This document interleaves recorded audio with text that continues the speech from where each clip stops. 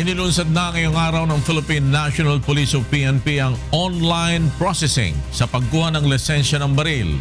Para sa detalye ng ulat, makakausap natin sa telepono ang ating correspondent na si Grace Casin live mula sa Camp Crame. Grace. Floor, maaari nang iproseso online ang pagkuha ng lisensya ng baril o license to own and possess firearms. Sa online, posible nang tumagal lamang ito ng ilang minuto.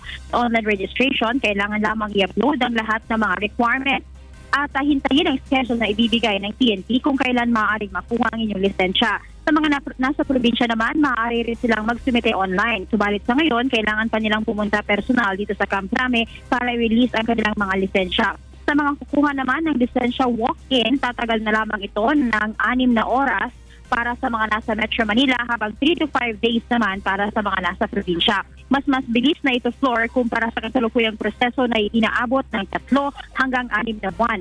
Sa ngayon, hindi pa rin nagbago ang presyo ng pagkuha ng license to own and possess firearms mula 1,000 hanggang 10,000 piso. Floor?